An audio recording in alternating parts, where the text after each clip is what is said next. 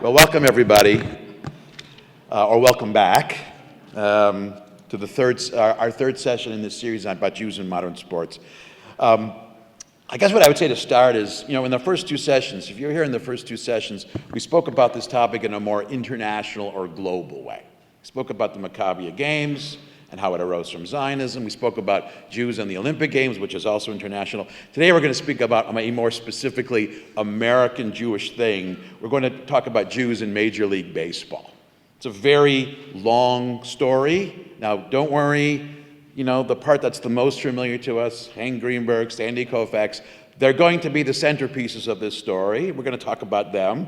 But we're not only going to talk about, yes, they were great, stellar Jewish ball players, and yes, they both had this moment where they made this Jewish decision not to play on the high holidays. That's important. That's part of their story. There's actually a lot more to their story than that I want to mention as well. But we're also going to talk about, before Greenberg, after Koufax, we're going to speak in a longer trajectory of the relationship between Jews in this game. And I thought I would start just to give us a sense of how deeply ingrained baseball has been in the Jewish psyche for over 100 years. I want to start with a couple of quotations.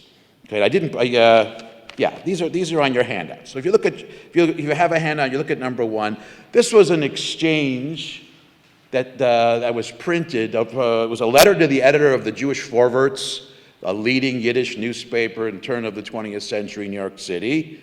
And it was a letter that was written to the Vorwärts, and a response by the editor of the Vorwärts, Abraham Kahan, who was writing as part of this column known as the Bintel Brief, where they would sort of give advice. So listen to what the question was.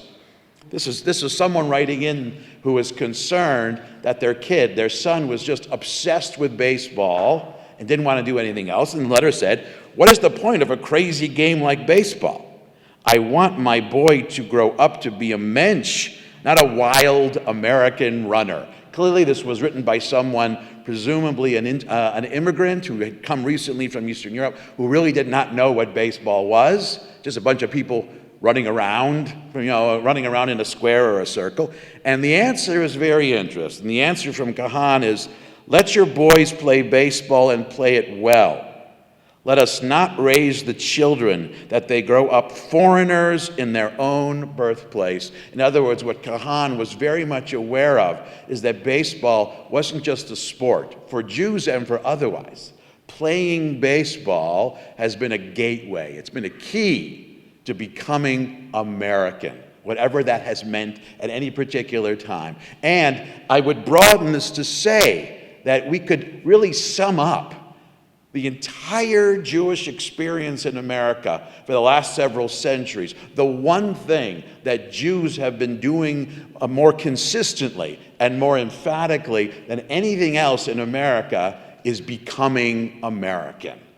Whatever that has meant, Jews have wanted to become American, and in the 20th century, playing baseball, watching baseball, reading about baseball, loving baseball is really very much at the core of the American psyche. And so not surprisingly, it's been at the core of the American Jewish psyche as well. Let me give you another one. That was about, Jews generally. Here's one more specific, text number 2. Now this is something that a leading rabbi in America, maybe the leading rabbi in America for in the first 20 years of the 20th century, Solomon Schechter. He was the chancellor of the Jewish Theological Seminary. He was probably the leading voice. And he had come from Eastern Europe himself, although he was pretty much Americanized by the end of his life. This is what he said about baseball, specifically for rabbis. He said, quote, "If you do not play baseball, you cannot succeed as a rabbi in America." I know. Not exactly what you would expect, because he didn't look the part. If you've ever seen a picture of Solomon Schechter, he's got the goatee, he's got the spectacles, the suit. Usually most of his life was with books, but he said, if you to be a successful rabbi, by which he meant if you want any real chance to connect with your congregants, you've got to play baseball. I suppose he would have said, or at least understand and follow baseball, but ideally to play baseball. And finally, one more example. This is a literary example. I imagine many of you have read The Chosen by Chaim Potok. Not the greatest work of American Jewish literature, but one of the most popular works. And if you remember, this is a story, for those of you who may not know, this is a story about two teenage boys who live in Brooklyn, or live in Williamsburg, on the Lower East Side, 100 years ago, one of whom is Hasidic, one of whom is not, and how they become friends. And they become friends through the very first scene, which is a baseball game. The two groups of boys play baseball. They have this intense encounter. But it's the way the character, who's not Hasidic, who's basically Chaim Potok himself in the story, this is how he describes, they're playing the Hasidic boys from one neighborhood over in baseball. He says, this is text number 3, he says, quote, "I felt myself suddenly very angry. And it was at that point that for me, the game stopped being merely a game and became a war." So baseball wasn't just about being American. Playing baseball against a group from another neighborhood was almost like a gang fight. It was deeply emotional. It mattered. As much as we want to say, it doesn't matter if you win, it's how you play the game. In this instance, it mattered that they had to win. This was something very important. And all of these examples just illustrate how deeply embedded baseball was in the American psyche, but also in the psyche of Jewish Americans, Jews in America trying to become American. And this is something which has been consistently true since baseball became America's pastime. Now, Jews have been part of baseball almost since the beginning. When we look back, there were Jews playing in Major League Baseball even before the turn of the 20th century. One of the funny things about baseball is we know that the National League was really the first large-scale organized league, started in 1876. Sports historians are not 100% sure exactly how the game started. They know that, yes, it was a variation of a game that was called rounders. It borrowed things from cricket, but in those, we know that James Naismith, for example, he invented the game of basketball. We know when and we know why, but we don't know as clearly what Abner Doubleday was thinking when he came up with this game of baseball, or even if he was the first to do it. It's kind of murky. The curtain goes up when we actually have first-hand accounts of baseball, and there already is this game called baseball that people are playing. Mainly men and boys are playing, but no one knows exactly what it was, but it was becoming very popular very quickly. Now, for some time, a few Jews played baseball, but not very many. For the most part, baseball, really until several decades into the 20th century, baseball was a very white game. It wasn't just that everyone who played was white. It was a game that was very white at a time when the definition of what it meant to be white was very narrow and exclusive. At the turn of the 20th century, and certainly before that, whiteness wasn't only about skin tone. To be white, for most people who were white, meant also to be Christian. It meant also not only to be Christian, it meant to be Protestant Christian. In other words, when Irish Americans began arriving as immigrants here in the 1840s, the people who were already here, they didn't think they were white. It took Irish Americans a generation to be accepted as white people, even though they looked white, but they're not. Same thing with Italian Americans, same thing with Slavic Americans, and certainly the same thing with Jews. Whiteness was something very specific, and baseball was a game that was played by white people.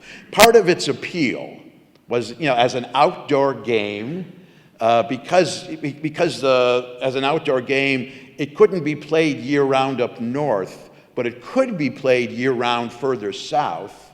The centers, the places where baseball took off the fastest and found the largest fan base and players playing were places that were further south.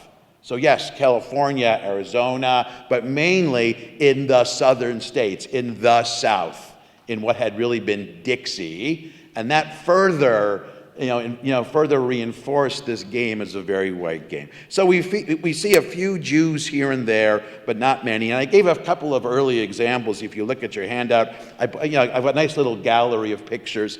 It's by no means a complete gallery. It's sort of a random sampling. So really, the first two Jewish ball players of note, there was Lipman Pike, there was Barney Peltry. They both played, they had a decent career. Everyone knew they were Jewish. It wasn't that big a deal, mainly because there simply weren't that many of them. Later on, when we get to the first and second decade of the 20th century, when we have both the National League and the American League, here's where we have some actual data. There were 9 Jews in the major leagues. That's a very small number. Now, that small number would have made sense earlier. When Pike and Peltry were playing, before the 1880s, there weren't that many Jews in America. In 1880, there were probably about 300,000 Jews in America. And so the fact that there was very few, okay, but a generation later, when there were several million Jews in America, the number of Jews who were professional baseball players had not gone up very much. It was still a sport that Jews were largely excluded from or not interested in playing. Now, what's interesting, this group of 9 Jewish ball players who played in the 19-teens and maybe around 1920, 7 of them were all born with the same name. 7 of them were Cohens. But when they played professional ball, they all changed their name by the time they were playing. So, for example, on the White Sox, there was Phil Clooney. On the Tigers, there was Harry Kane, both born Cohen. Because if you wanted to be part of baseball and you were Jewish, you couldn't be too Jewish, and you couldn't even be conspicuously Jewish. It simply wasn't a place where Jews were welcome. If they are, you've got to try to conceal it. You can't be openly or too demonstratively Jewish. Now, the first time we see Jewish baseball players really having a splash, it really begins with the New York Giants around 1920.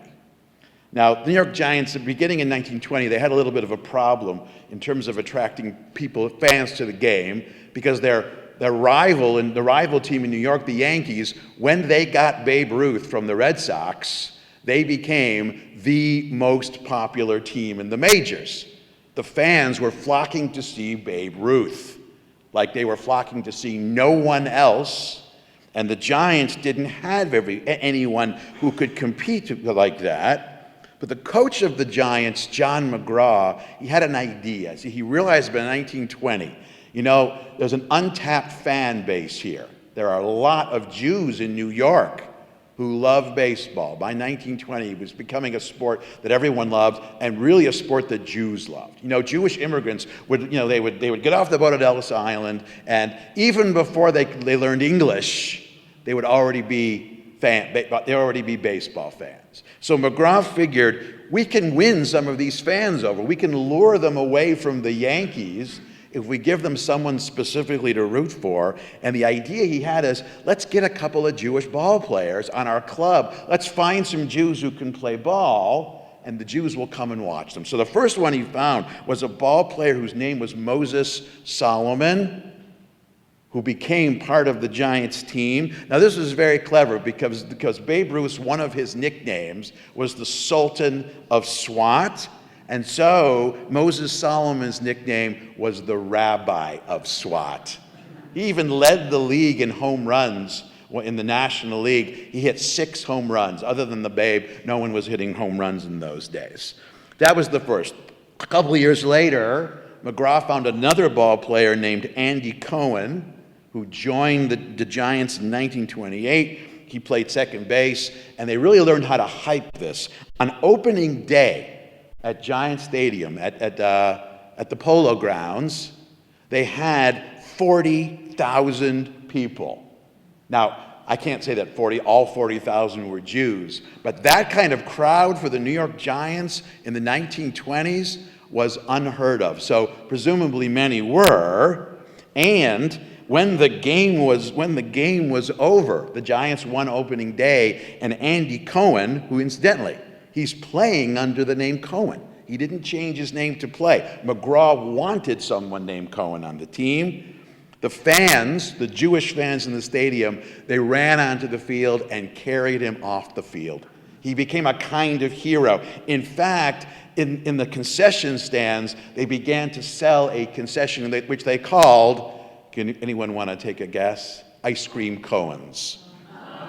Ice Cream Cohen's was one of their best-selling concessions. Pretty good. Now Andy Cohen, he only lasted 2 seasons. He broke his leg at the end of the second season. It never really healed properly, and so it was a short-lived career, but it demonstrated 2 things. First of all, it demonstrated that someone Jewish could play ball. He was good.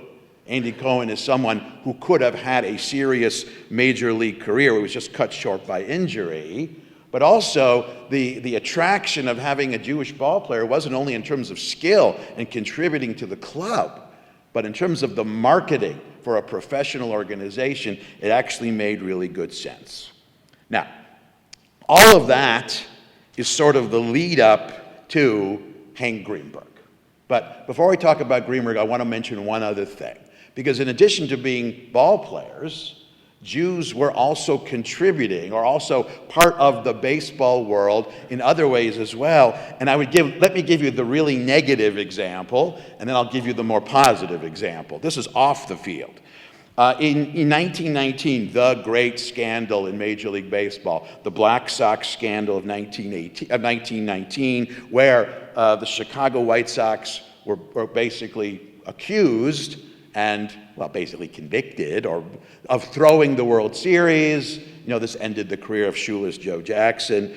It was believed, and it's probably true, that the person who orchestrated that whole little fiasco was a gambler who also had a relationship with the owner of the White Sox, whose name was Arnold Rothstein. Of course, at the middle of the scandal is Arnold Rothstein. He came from a community of criminals, he was a Jewish criminal, is who he was. And Rothstein's role in that really created a kind of a very negative influence. This was 1919. This was the point when anti-Semitism in America was beginning to surge after the First World War, and one of the people who was really driving anti-Semitism up was, our own good friend Henry Ford.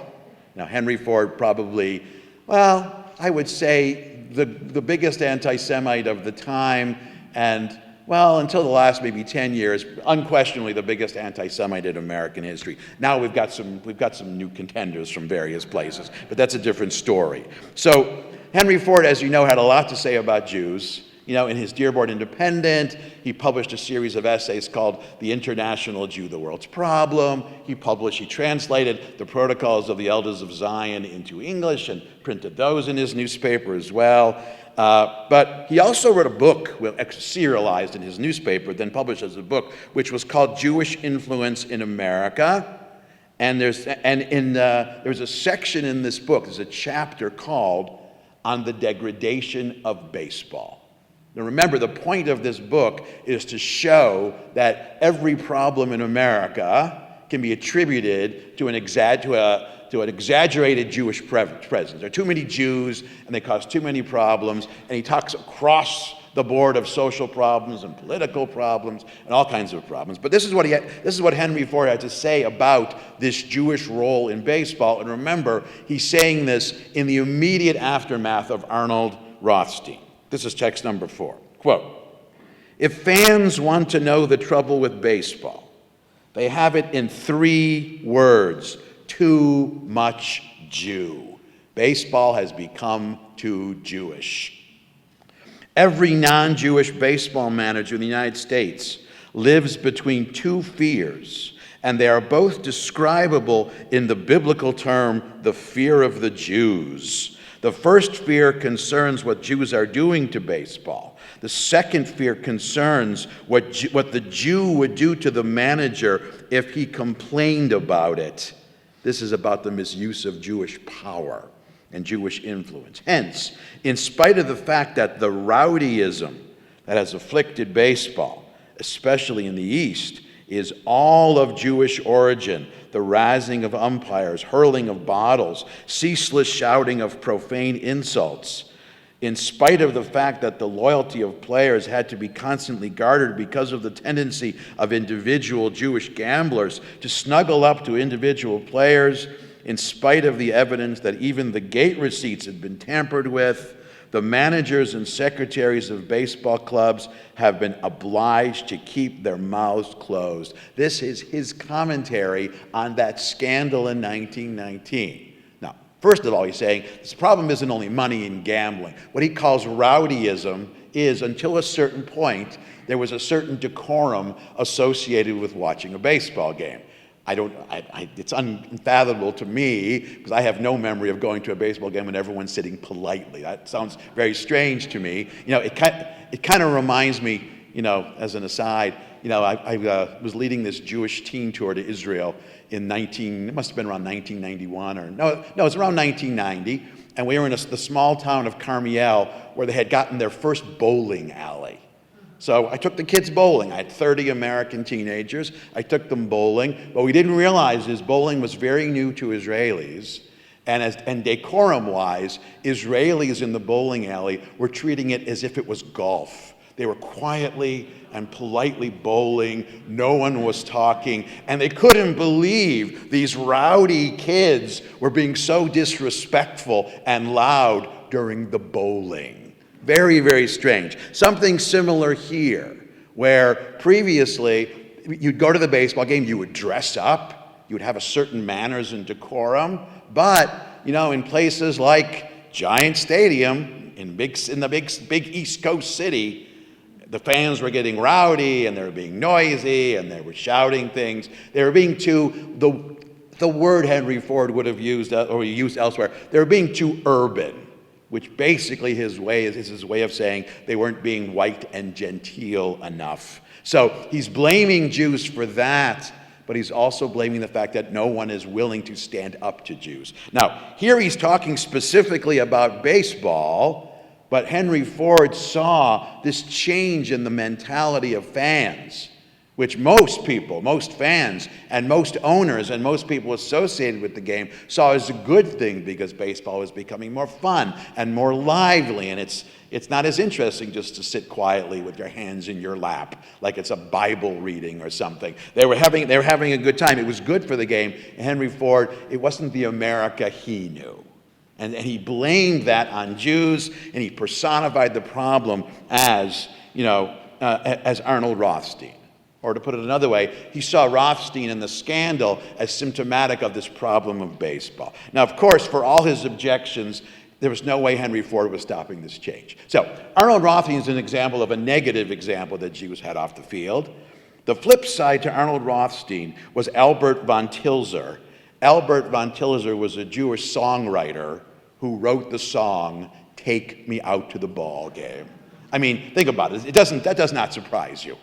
That does not surprise you, given the contribution of Jewish songwriters to American music, especially 100 years ago. That can't possibly surprise us, And after very quickly, it became this enormously popular song. In fact, it was the third most popular song in America after "Happy Birthday" and the national anthem. It really became the national anthem of baseball, not only Major League Baseball, but every level of baseball. Incidentally, the next most popular song after "Take Me Out to the Ball Game" was "God Bless America," written by Irving Berlin. So, for some people, they saw the Jewish relationship to baseball as Arnold Rothstein, but most people were much more willing to see the positive. He gave us such a great song. Okay. Now, this really takes us up to the arrival. This was the baseball world that Hank Greenberg arrived in at the late 1920s and the 1930s. Now, he was born in Greenwich Village, New York. As a child, he moved to the Bronx. He was a huge baseball fan. This was a kid, like most Jewish kids, baseball was everything. In the Bronx, they lived near an area near Crotona Park where there was a baseball field, and he just played baseball every day the weather permitted. He remembers saying that toward the end of March, as soon as the winter began to break, all the way into the end of the World Series, into October, they would play baseball every day. Eventually, he played some organized baseball. He was admitted to NYU. He spent one semester at NYU, but while he was at NYU, he didn't finish because he was signed by the Detroit Tigers in 1930 to their minor league club, and in 1933, he was promoted to the Detroit Tigers. Instant stardom. Now, the thing about Hank Greenberg is it wasn't just that he was good at baseball, it was the way he looked. Because remember, something we saw previously, especially when we spoke about that Zionist notion of muscular Jews. The stereotypical image of Jews was very cerebral, was not physically robust or physically imposing, spectacles, sort of timid. Greenberg was none of those things. He was 6'4", he was big, he was strong, he was polite, but he was not a pushover. There was nothing timid about him. He had a lot of confidence. I think I put on the handout the signature picture of Hank Greenberg. Did I put that one? Yeah, the signature picture of Hank Greenberg is him holding 3 bats. Because, in the on-deck circle, most ball players, to sort of get used to, to loosen themselves up to swing a bat, they swung 2 bats in the on-deck circle to make the actual bat feel a little lighter. Greenberg was the only ball player who swung 3 bats in the on-deck circle. He was big and strong.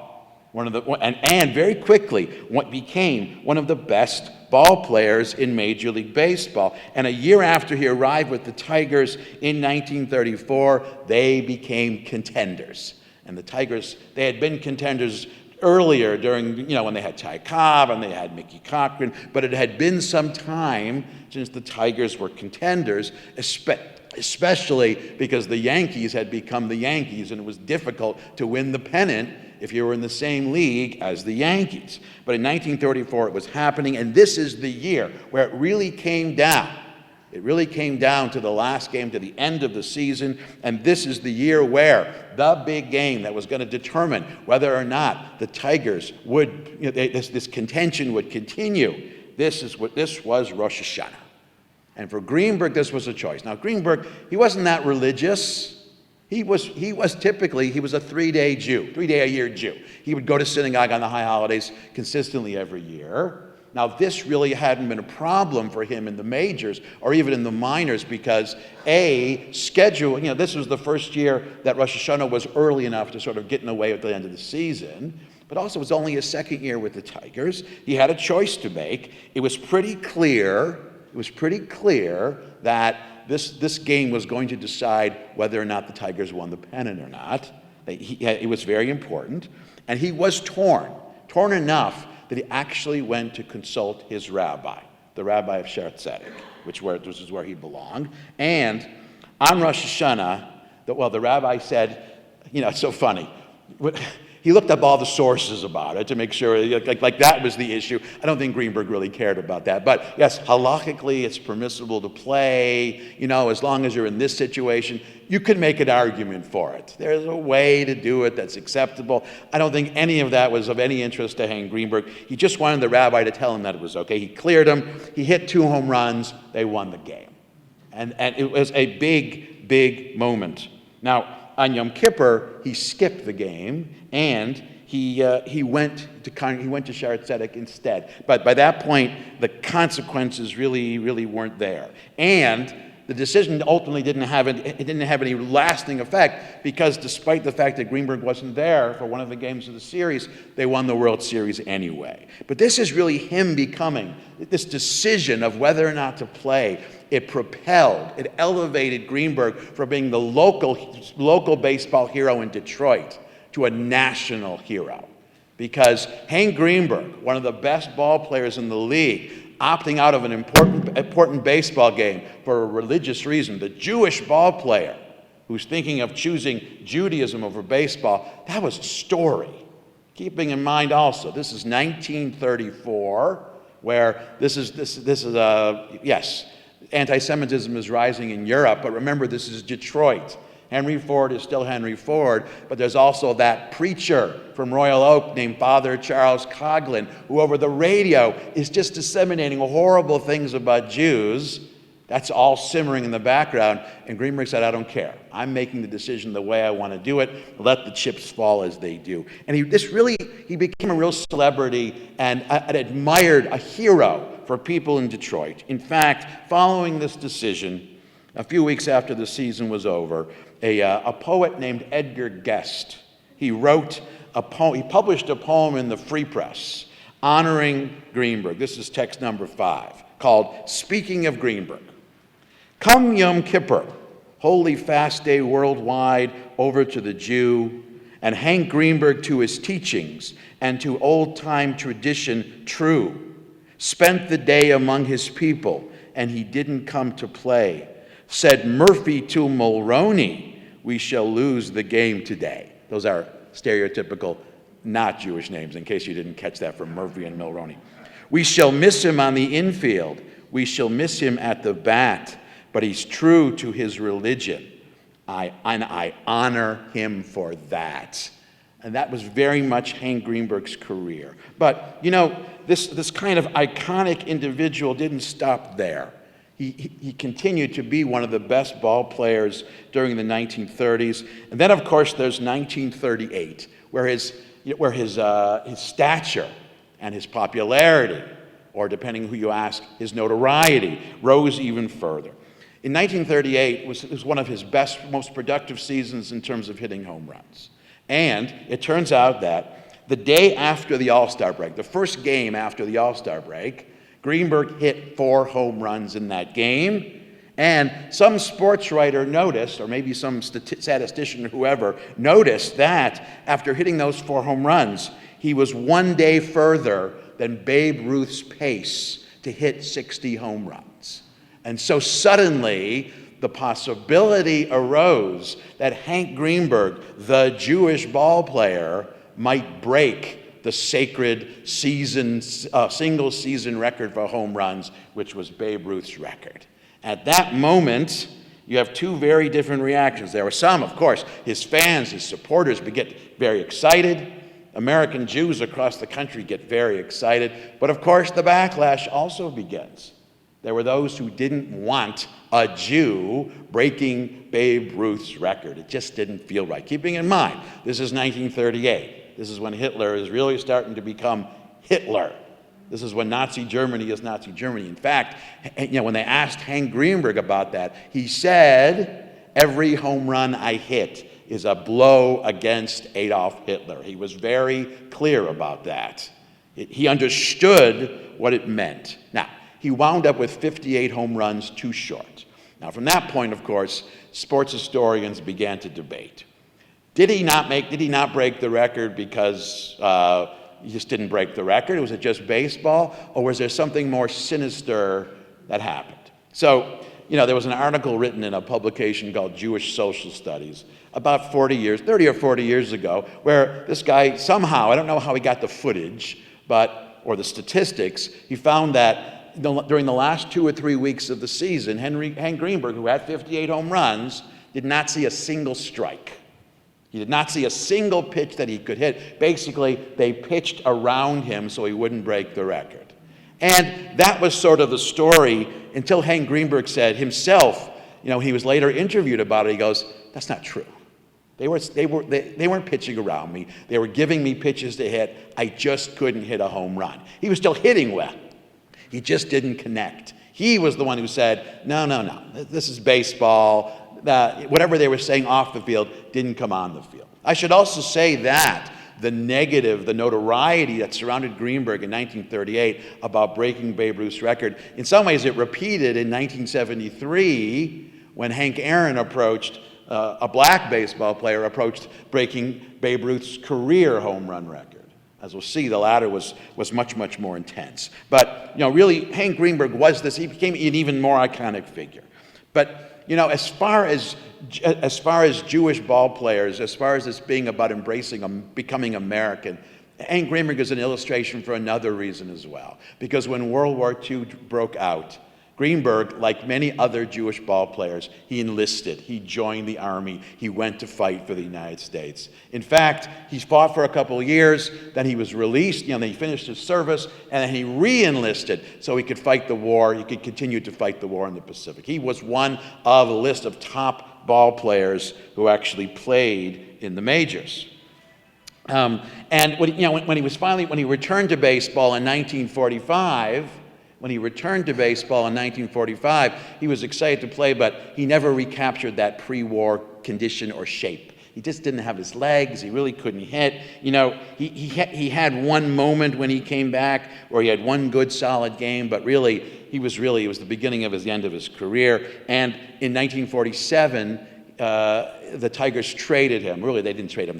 They sold his contract to the Pittsburgh Pirates. Now, that itself raised a very interesting coincidence and sort of one final moment in his career as a player, as we'll see. Post being a player there, he's still important for other reasons. In 1947, he was playing against the Pittsburgh Pirates. 1947, as you know, is Jackie Robinson's first season in the major leagues.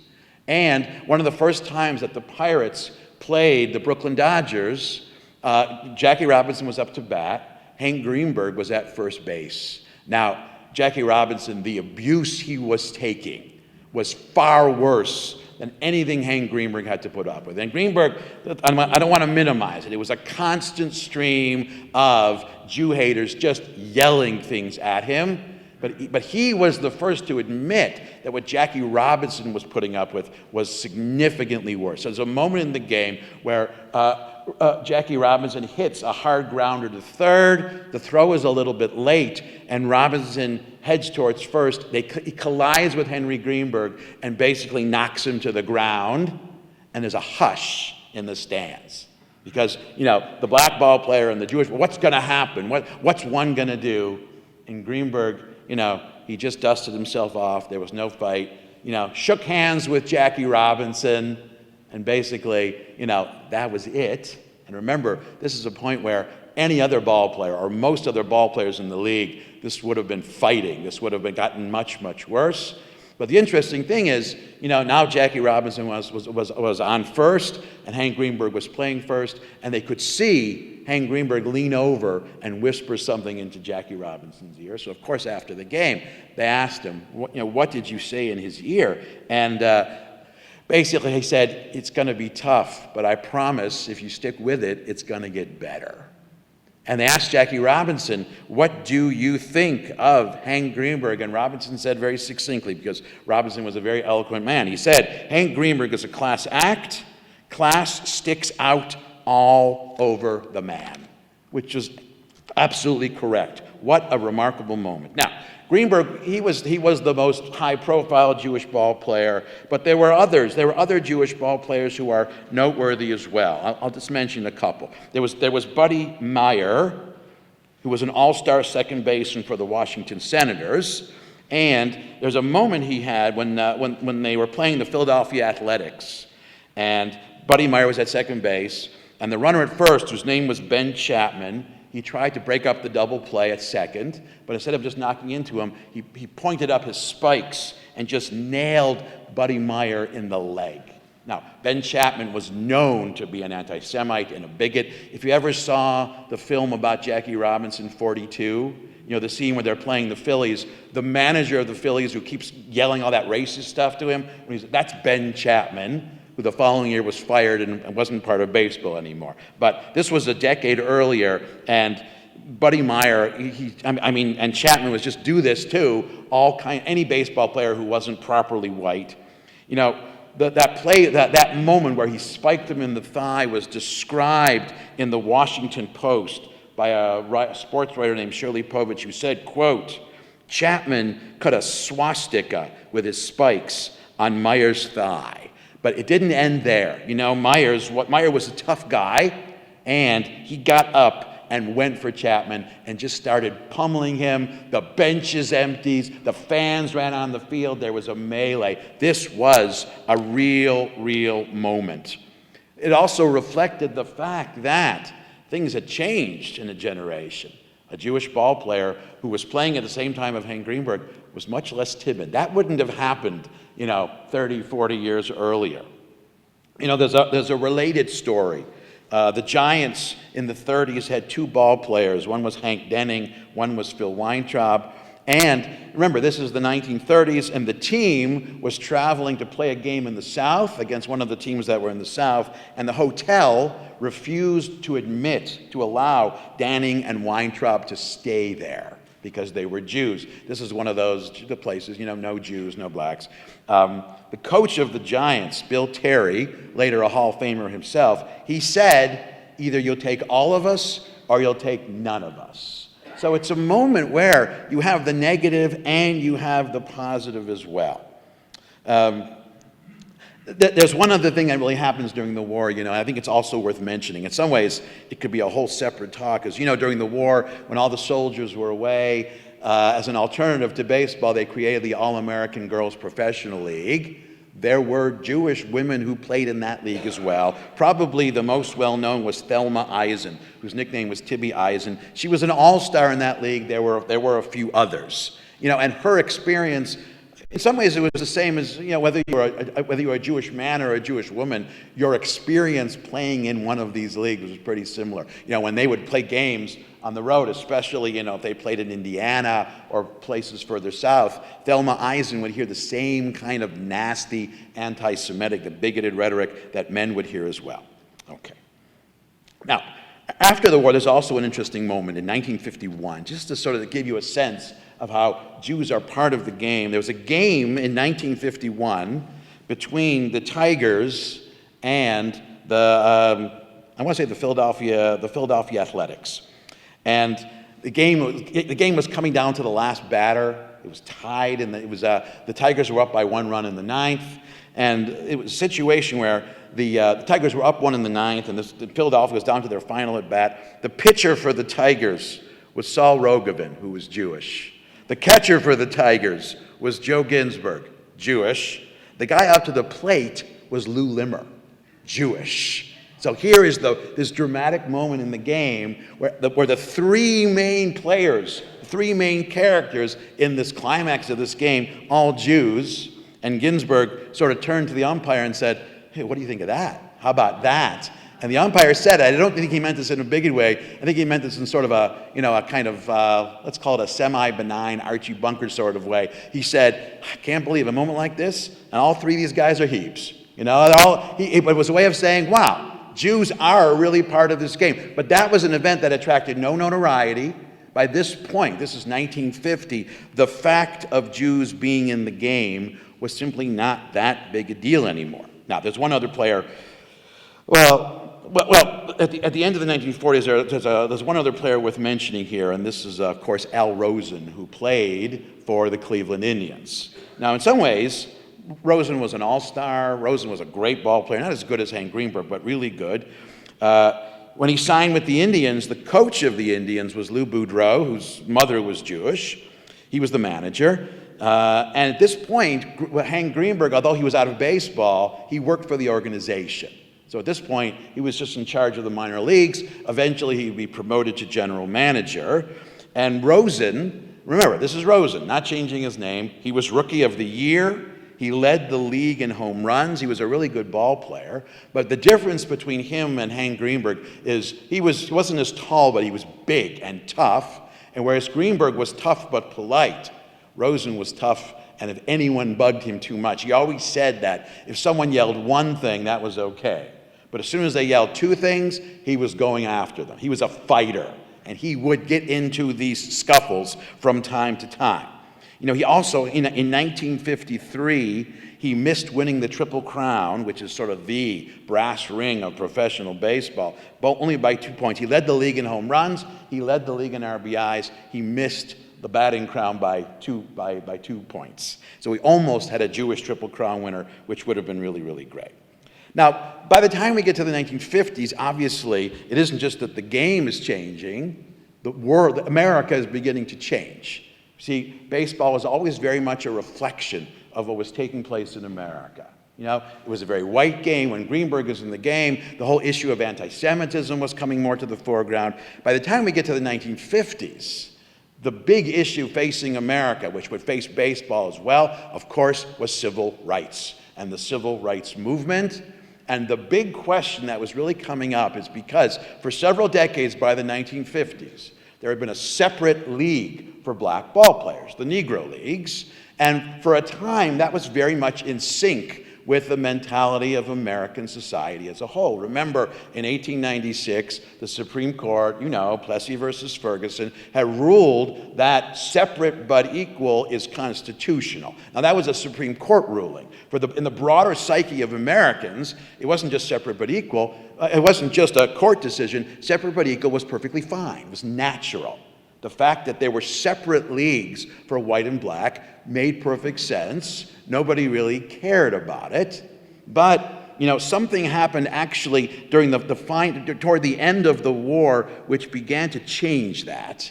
At the end of the war, the Brooklyn Dodgers, they had signed a ball player whose name was Sam Nahan. He was known as Subway Sam Nahan.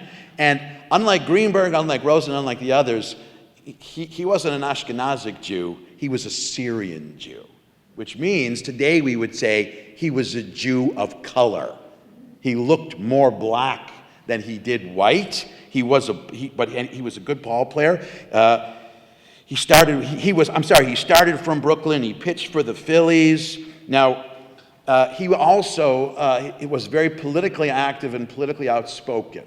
He was one of the first professional ball players who called for, remember, he's playing in the major leagues.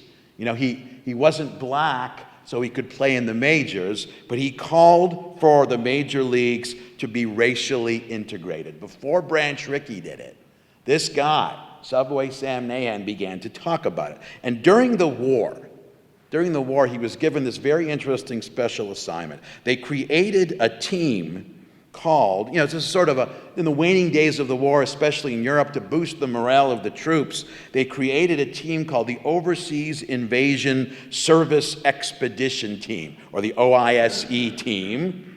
And on this team was Subway Sam Nahan with a number of ball players from the Negro Leagues. In other words, this was a team made up of people of color, and they would play exhibition games against white teams made up of ball players who were in other infantry divisions who were from the major leagues. Now, the final game that they played between the OISE team and this was the 71st Infantry team, which had a bunch of major league ball players. The game took place in Europe. Remember, this is after the defeat of Nazi Germany in 1945. It took place in Nuremberg Stadium. Now, Nuremberg Stadium was the place where Hitler basically gave his biggest speeches during the 1930s. It's where they announced the Nuremberg Laws. It was about as Aryan and Nazi as you got. This was basically, that's what it was. And this final game in this mixed race team, it drew 50,000 people, which was a huge number for a ball game anywhere in those days. And Nahan's OISE team defeated that all-white infantry team. Now, there are those who say that moment really got certain major league managers, GMs, owners thinking. This is what got Branch Rickey thinking about, what? It isn't just there's talent out there. They're just as good or better. That was 1945. In some ways, it was just 2 years later where Branch Rickey, he said, well, maybe we try black ball players. It's a remarkable, remarkable moment. So when we get to Sandy Koufax, which is really the end of the 1950s, the game is beginning to change. Because by 1947, you have Jackie Robinson, who does exceptionally well, and he leads Brooklyn to the pennant, and then eventually to the World Series. A year after they signed Jackie Robinson, they signed Roy Campanella, and they signed Don Newcomb. So Brooklyn really was, the Dodgers were really the team that pioneered it, and other teams quickly followed suit. Now, what's very clear is that National League teams who were playing the Brooklyn Dodgers, who saw Jackie Robinson and other black ball players up close and personal, they integrated more quickly. The American League teams tended to be a little bit slower, although they all eventually did. And this is the league that Sandy Koufax came in. So in some ways, the fact that Koufax was Jewish in the majors was less of a big deal than Greenberg being Jewish, because by the time Koufax was in the majors, there were these let's say more conspicuously non-white people there, like Jackie Robinson, who were like lightning rods for the abuse, for the discrimination, and the prejudice. Now, Koufax has a very interesting story. You know, he grew up in Brooklyn.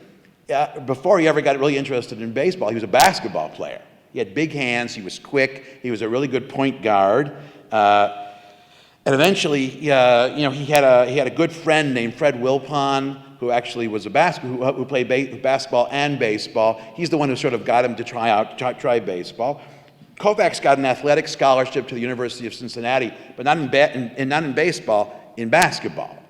And the reason he said he first tried out baseball is the baseball team was taking a trip somewhere interesting, somewhere in the South. I want to say maybe New Orleans or Florida or whatever it is, and he wanted to go, so he just sort of tried out and made the baseball team, sort of went along with his friend. Now, early in his career, eventually he signed originally with the Brooklyn Dodgers and then the LA Dodgers.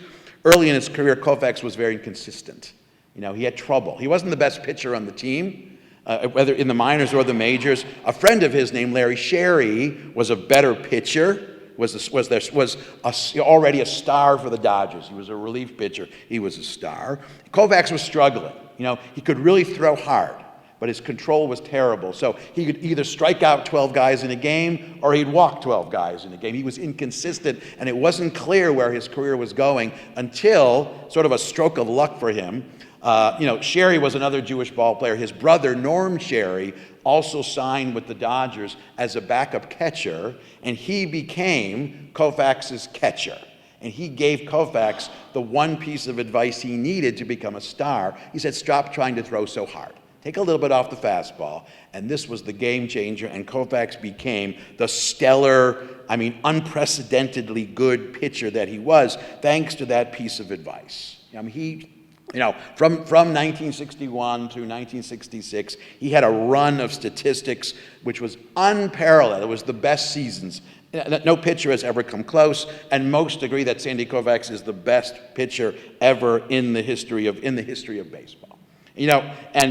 All that. He was an enormously private person. He never liked to talk about his own life. We still don't know that much about Koufax's life because when he was in baseball or after baseball, he almost never gave interviews. Until relatively recently, the only public appearance he would make when he was done being a ball player is once a year. He would go to Dodgers spring training and speak to the rookie pitchers, and that's the only public appearance. He was a very private person. If you want to get a sense of how private he was, when he was done playing ball, he moved to Maine, and let me tell you, as someone who lived in Maine, there are a lot of people in Maine who are there because they don't want to be around other people. They want to be left alone. You go to Maine. In fact, I had a colleague when I was teaching in Maine, in Waterville, Maine, who he was a sports historian who knew Sandy Koufax. He told me that Sandy Koufax would golf in Waterville, Maine every summer. And nobody knew because, it's Waterville, Maine. There wasn't anybody there, but Koufax was an enormously private person. But he did have this important public moment toward the end of his career. Just before his last season, he held out for more money in his contract. You see, in the mid-1960s, the contract relations between players and management was heavily stacked in favor of management. There was something called the reserve clause, which made it impossible for a player to change teams without permission of the owner. There was no free agency, but there was also a cap on salaries of $100,000. No one could be paid more than $100,000. And so, Koufax, he held out with the second best pitcher on the team, Don Drysdale. Drysdale is probably best known for having a 58 scoreless innings in a row. Also, another great pitcher. There's another great story about Drysdale. I'll just tell you before I tell you this story is that, like Greenberg, Koufax sat out the World Series. He skipped the game. It was an important game. It was the first game of the World Series where he was scheduled to pitch, and Drysdale was the pitcher instead. And Drysdale, it was supposed to be Koufax, and Koufax was unbeatable. Drysdale comes in to pitch the first game, and he just gets crushed. gives up 7 runs in the first 2 innings. The manager, Walt Alston, comes out to the mound, take him out of the game. Drysdale hands him the ball and says, "I bet you wish I was a Jew too right now."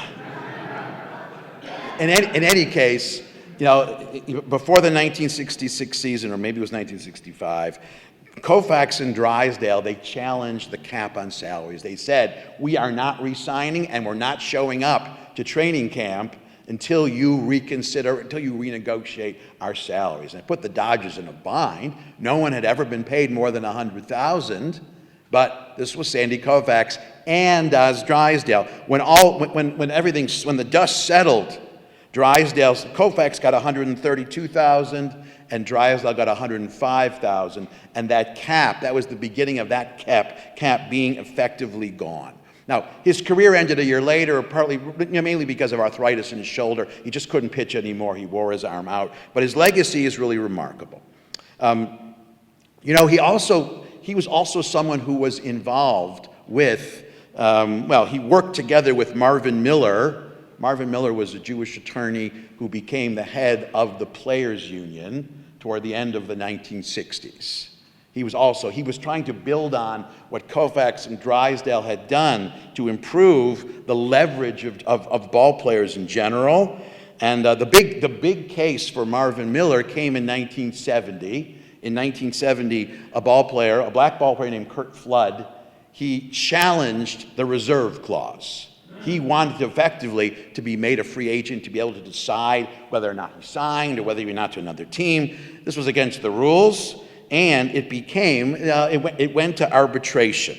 Now, Miller, when he showed up to this case for Curt Flood, he brought two character witnesses or 2 expert witnesses to talk about why the reserve clause should be eliminated. And one was Jackie Robinson, and the other was Hank Greenberg. So sitting around this table, on the side of Curt Flood was Curt Flood, Jackie Robinson, Marvin Miller, and Henry Greenberg, and someone there basically commented that, wow, the people trying for this change in favor, it's basically Jews and blacks working together to make this very important change. Now, ultimately, Flood didn't win, but it did open the door for the possibility of free agency and improvement in the situation of players and their ability to negotiate better contracts. Okay. Now, let me end by adding a couple more players just to sort of wind this up. I think it's also noteworthy in the 70s.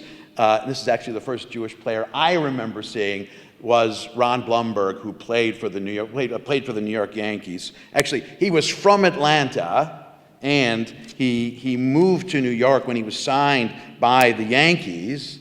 And one of the reasons he really liked to play for the Yankees is he commented when he signed with the Yankees. He said he couldn't. It was amazing. This is text number 8. To be able to play in front of 8 million Jews, can't beat it. I lit everyone's candles for every bar mitzvah in the city. It was like I was related to everyone. They named a sandwich after me at the Stage Deli. So he had been a good ball player in Atlanta, but in Atlanta he was just another ball player. And also in Atlanta, he probably got some backlash too. But playing for the Yankees, he became a star. Now, he's also noted he was the first designated hitter in baseball, so he always sort of said that he kind of ruined the game because not everyone likes the designated hitter rule. A teammate of his, Elliot Maddox, who was a black ball, he converted to Judaism, and Maddox would often say that, he was a really good 2-strike hitter. He said in life he also has 2 strikes because I was black and now I'm Jewish too, so I'm playing life with 2 strikes just like baseball. But the legacy of Sandy Koufax, that's really when things opened up, not just for Jews, but I think generally, just the way that people described him. If you look at text number 7, a couple of examples of how other players saw him and really what he meant for the game in the long run. So this was Don Newcomb. Don Newcomb was the first black pitcher for the Dodgers, and after Jackie Robinson, they signed Campanella and Don Newcomb. Quote, "Some of the players did not like him because he was a Jew. I couldn't understand the narrow-mindedness of these players when they would come to us and talk about Sandy as this kike and this Jew bastard and this Jew son of a bitch that's going to take my job. And these were Star Dodger players, some of them. This is the line. You think of Crackers as being from the South, but a lot of these guys were from California and other places. Newcomb was just struck. I think Newcomb, who had come from the South, assumed that the rest of the country wasn't racist and anti-Semitic and prejudiced, and for him it was kind of eye-opening to see this everywhere. And of course, his friend Fred Wilpon, Koufax's friend, who later became owner of the New York Mets, he commented about Sandy Koufax, his Jewishness has nothing to do with whether he wears a yarmulke every day. And I will tell you this, he is very Jewish. Koufax really felt it and was proud of it and never apologized for it. Now, it also helped that he's playing in the 1960s at a time when this is really the beginning where ethnic diversity, multiculturalism is becoming something more mainstream in America, something that people think about, something that people talk about. You know, I guess I would end up by just mentioning that after, since Koufax and since all of this, there have been prominent Jewish ball players all the way through. You know, around the turn of the 21st century, in the 90s, there was Sean Green, who played for Toronto and LA. Actually, Sean Green, as a ball player, had the greatest single game ever in the history of the game. He hit 4 home runs and 2 doubles in one game. No one's ever had that kind of 6-hit, 4-home-run game. And of course, Kevin Youkilis, who played for the Red Sox. But I think what's very interesting is, today in the game, the number of Jewish ball players is about 3% of the league, which is almost the same as the number of Jews, the percentage of Jews in the overall population. So Jews started as this minuscule, disproportionately low number of professional ball players, but over the course of about a century, it's kind of leveled off. In a way, it moved in the opposite direction of other aspects of American society. Once upon a time, there was a disproportionately large number of Jewish songwriters or Jews on Broadway. That number has come down and is now, it's still a little bit high, but it's approaching that proportionate level from the other direction. Where it really leaves us is the relationship between Jews and baseball is very much part of this broader relationship between Jews and American society. Jews, through baseball was one of the ways through which Jews could become American, but baseball was also one of the conduits through which we see the tension between American society not wanting to accept Jews, but ultimately a willingness to accept Jews along with everyone else. So the fact that we have this Jewish relationship with the game, it's parallel to the fact that the game itself, like American society itself, has become more open, has become more diverse, has become more multicultural, and of course is better for it. Thank you. Thank you very much.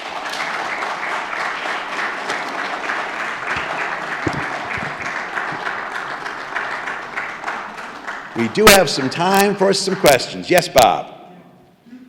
Yes.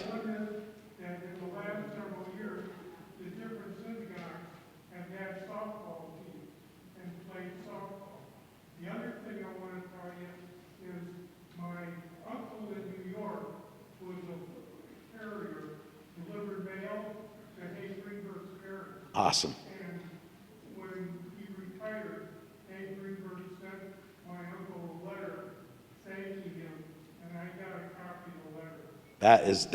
That is awesome.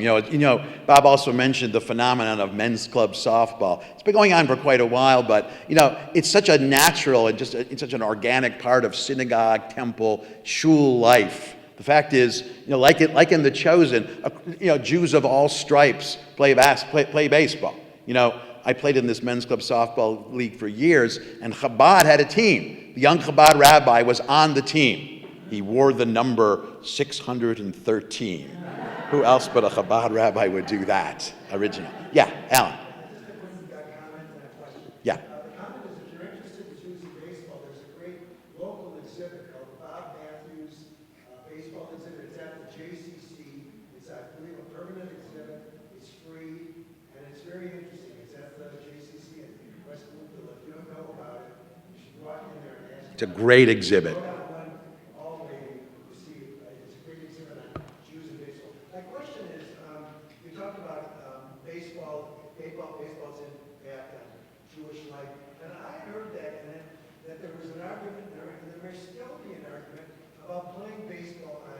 Shabbat afternoon, particularly at Jewish summer camp. God, great. Yes. Baseball, and what about playing baseball on Shabbat afternoon at Jewish summer camps? Great question. In many ways, it's a reflection of how Jewish summer camps balance between being American and being Jewish. So at most Orthodox summer camps, no baseball on Shabbat because hitting the ball, a few other technicalities, but at all other sports camps, non-Orthodox sports camps across the board, I would say, playing baseball or softball on Saturday afternoon is a fixture. It's summer, you're outside, there's a field, you got a lot of people together to play. It's a natural thing. In fact, I remember one summer at Ramah, if it rained, there was no game. So it started to rain right when the game was supposed to happen after lunch. The game wasn't happening, and it was just sort of, but then the rain stopped, it cleared up. So a friend of mine, we grabbed our baseball gloves and just started having a catch. It was just the two of us. Within 5 minutes, there were 30 people, the game was going on. The yearning for the game. So yes, it is a very much part. It's, at modern Orthodox summer camps, at some of them, they've tried to figure out a way to thread the needle, being able to play baseball without violating some halacha. They're the ones who struggle. Everyone else, either you don't play at all, or you definitely play. Yeah. Can you comment on Mo Berg and his impact? Oh, yeah. Mo Berg is I dealt with him last summer. We had a series about spies. So Mo Berg, yes, a similar kind of story. He was never a great hitter, 243 lifetime hitter for the Cubs, but he had a cannon for an arm. He also came up in a way that was similar to Henry Greenberg. But he also was college educated. He spoke 7 languages. I think one of the things he often would quip is, I can't hit in 7 different languages, or I can't hit a curveball in 7 languages. His story really is, he had a good major league career. But the Mo Berg story is that because he was an all-star, he joined a Major League Baseball all-star exhibition team that went to Japan in the 1930s. After which, or at which time, or sometime around there, he was recruited by the United States, by the predecessor of the CIA, to start spying on the Japanese, because that was one of the languages that he knew. And so it really began when he would be in Japan as a ball player. It gave him access to everything. Because as a ball player, one of these celebrities from America, he stood on this tall building in Tokyo taking pictures and film of what the city looks like, even when tensions between Japan and America were heating up. So Mo Berg had this good baseball career, but the really interesting part is his career as a spy. Did he know that he was a spy in the Navy? No, he was very hush-hush about it. Afterwards, he never really confirmed any of it. And in fact, people who have studied Mo Berg, we don't know how much of it, if you know anyone who's in the intelligence world, you don't always get the full story. I think this guy's a spy, but he was never that forthcoming. We now know that he was, and he got a special award for it, but yeah, his career is interesting not only as a ball player, but also as someone who was crucial to the war effort. Yeah. When I was a boy, I remember my grandfather was an avid sports fan. Said that he got mad at the Tigers. He thought the Briggs family traded Greenberg based on antisemitism, and supposedly, I guess, maybe Greenberg wanted to join the Tigers in management. I know he did later. He had a good career in management. Did you ever hear of that? I've heard there's a debate about that. What's very clear is 2 things. Is first of all, his skills were waning at that point. It wasn't yet clear to anyone if he was management material.